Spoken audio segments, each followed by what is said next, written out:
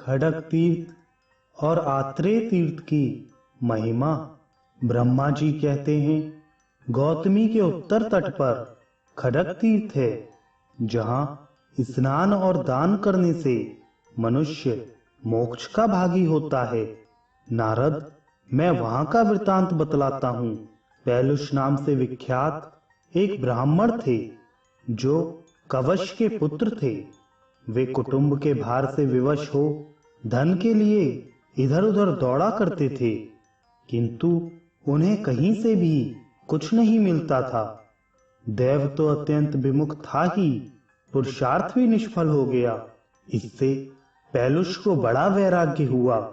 वे सोचने लगे, यह तृष्णा मुझे बलपूर्वक पाप की ओर खींचती है। तृष्णे, तूने मेरे अज्ञानवश बड़ा अपकार किया है, किंतु अब तुझे दूर से ही नमस्कार है। यह सोचकर बुद्धिमान पैलुष ने मन ही मन विचार किया, इस तृष्णा का नाश करने के लिए क्या होना चाहिए। फिर उन्होंने अपने पिता कवश से पूछा, तात, मैं ज्ञान रूपी खड्ग से क्रोध और लोभ का तथा अत्यंत दुस्तर संसार का कैसे छेदन करूं, इसका उपाय बतलाइए। कवश ने कहा, वैदिक श्रुति का कथन है कि ईश्वर से ज्ञान की इच्छा करें, अतः तुम महादेव जी की आराधना करो, उससे तुम्हें ज्ञान प्राप्त होगा। बहुत अच्छा कहकर पैलुष ने ज्ञान प्राप्ति के उद्देश्य से महेश्वर की अर्चना की।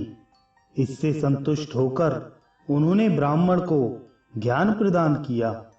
ज्ञान प्राप्त होने पर परम बुद्धिमान कवश ने इस प्रकार मुक्तिदायिनी गाथा का गान किया। मनुष्य का पहला शत्रु है क्रोध। उसका फल तो कुछ भी नहीं है, उल्टे वह शरीर का नाश करता है। अतः ज्ञान रूपी खड्ग से उसका नाश करके परम आनंद को प्राप्त करें। नाना प्रकार की तृष्णा बंधन में डालने वाली माया है, वह पाप कराती है। अतः ज्ञान रूपी खड्ग से उसका नाश कर देने पर मनुष्य सुख से रहता है। आसक्ति देवता आदि के लिए भी बहुत बड़ा अधर्म है। आत्मा असंग है, उसके लिए भी आसक्ति महान शत्रु है। ज्ञान रूपी खड्ग से इस आसक्ति का नाश करके शिव सायुज्य प्राप्त करें। संशय महानाश का कारण है, वह धर्म और अर्थ का भी विनाश करने वाला है। उस संशय का नाश करके जीव अपने परम अभीष्ट की सिद्धि कर सकता है। आशा पिशाची की भांति चित्त में प्रवेश करती है और संपूर्ण सुखों को भस्म कर डालती है। पूर्ण अहिंसा रूपी खड्ग से उसका नाश करके जीवन मुक्ति प्राप्त करनी चाहिए। तदंतर पैलुष ज्ञान प्राप्त करके गंगा तट पर रहने लगे। ज्ञान रूपी खड्ग से उनका मोह नष्ट हो गया था, अतः उन्होंने मोक्ष प्राप्त कर लिया। तब से वह स्थान खड्ग तीर्थ के नाम से प्रसिद्ध हुआ। ज्ञान तीर्थ, कवश तीर्थ, पैलुष तीर्थ और सर्व कामत तीर्थ आदि 6000 तीर्थ वहां निवास करते हैं, जो पाप राशि के नाशक और अभीष्ट वस्तुओं के दाता हैं। उसके बाद आत्रेय तीर्थ है, उसी को अन्विंद्र तीर्थ भी कहते हैं। वह बहुत ही उत्तम है। वह खोए हुए राज्य की प्राप्ति कराने वाला है। उसका महात्म्य बतलाता हूँ, सुनो। एक बार गौतमी के उत्तर तट पर आत्रेय ऋषि ने अनेकों ऋत्विज मुनियों के साथ सत्र आरंभ किया। उसमें हव्य वाहन अग्नि ही होती थी। इस प्रकार सत्र पूरा होने पर महर्षि ने माहेश्वरी इष्टि का अनुष्ठान किया। इससे अड़मा आदि 8 प्रकार के ऐश्वर्य की प्राप्ति हुई तथा उनमें सर्वत्र आने जाने की शक्ति हो गई। वे परम मनोहर इंद्र भवन, स्वर्गलोक तथा रसातल में अपनी तपस्या के प्रभाव से आने जाने लगे। एक समय वे इंद्रलोक में गए। वहां उन्होंने देवताओं से घिरे हुए इंद्र को देखा, जो अप्सराओं का उत्तम नृत्य देख रहे थे। सिद्ध और साध्यगण उनकी स्तुति कर रहे थे। वह सब देखकर पुनः अपने आश्रम पर लौट आए। कहाँ पवित्र गुणों वाले रत्नों से भरी हुई अत्यंत रमणीय इंद्रपुरी, और कहाँ श्रीहीन स्वर्ण रहित अपना आश्रम। यह देखकर ब्राह्मण को अपने आश्रम से वैराग्य हो गया। उनके मन में शीघ्र ही देवताओं का राज्य प्राप्त करने की अभिलाषा हुई। तब उन्होंने अपनी प्रिया से कहा, देवी, अब मैं उत्तम से उत्तम फल मूल भी, चाहे वे कितने ही अच्छे ढंग से क्यों ना बने हों, नहीं खा सकता। मुझे तो स्वर्गलोक के अमृत, परम पवित्र भक्ष भोजन, श्रेष्ठ आसन, स्तुति, दान, सुंदर सभा, अस्त्र शस्त्र, मनोहर वस्त्र, अमरावतीपुरी और नंदनवन की याद आती है। यूं कहकर महात्मा आत्रेय ने तपस्या के प्रभाव से विश्वकर्मा को बुलाया और इस प्रकार कहा, महात्मन, मैं इंद्र का पद चाहता हूँ। आप शीघ्र ही यहाँ इंद्रपुरी का निर्माण कीजिए। इसके विपरीत यदि आपने कोई बात मुंह से निकाली तो मैं निश्चय ही आपको भस्म कर डालूंगा। आत्रेय के यूं कहने पर प्रजापति विश्वकर्मा ने तत्काल ही वहां मेरु पर्वत, देवपुरी, कल्प वृक्ष, कल्पलता, कामधेनु, वज्र आदि मणियों से विभूषित सुंदर तथा अत्यंत चित्रकारी किए हुए गृह बनाए। इतना ही नहीं, उन्होंने सर्वांग सुंदरी शची की भी आकृति बनाई, जो कामदेव की विहारशाला सी प्रतीत होती थी।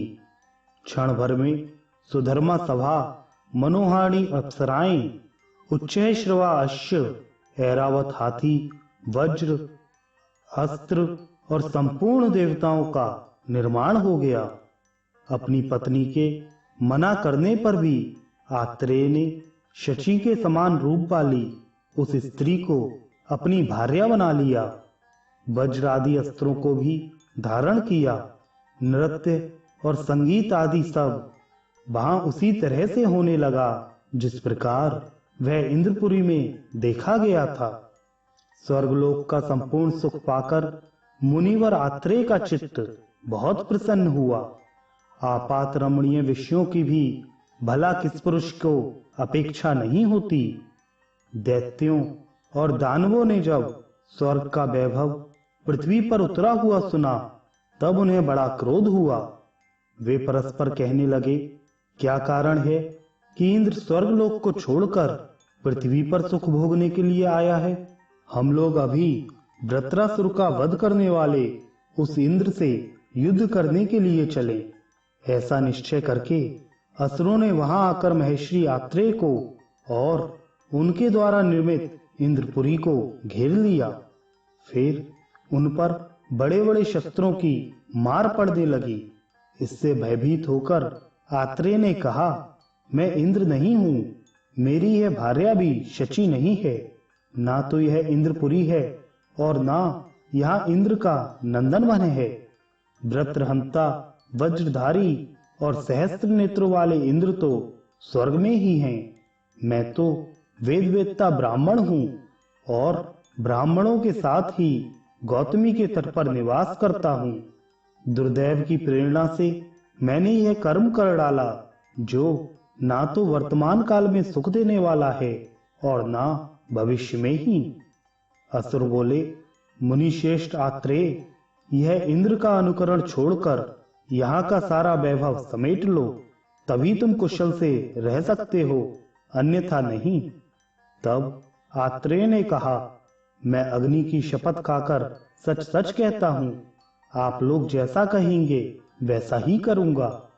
दैत्यों से यूं कहकर वे पुनः विश्वकर्मा से बोले, प्रजापते, आपने मेरी प्रसन्नता के लिए जो इंद्र पद का निर्माण किया था, इसका फिर उपसंहार कर लीजिए और ऐसा करके मुझ ब्राह्मण मुनि की शीघ्र रक्षा कीजिए। मुझे फिर अपना वही आश्रम लौटा दीजिए जहां मृग, पक्षी, वृक्ष और जल है।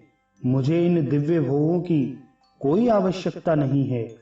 शास्त्रीय मर्यादा का उल्लंघन करके प्राप्त की हुई कोई भी वस्तु सुखद नहीं होती। बहुत अच्छा कहकर प्रजापति ने उस इंद्रपुरी के वैभव को समेट लिया।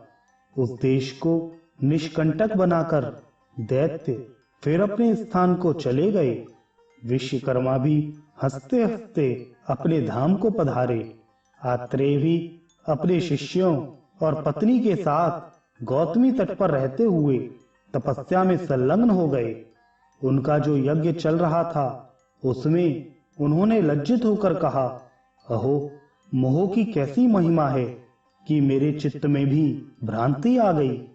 यह क्या मैंने महेंद्र पद पाया और क्या क्या उनके लिए किया।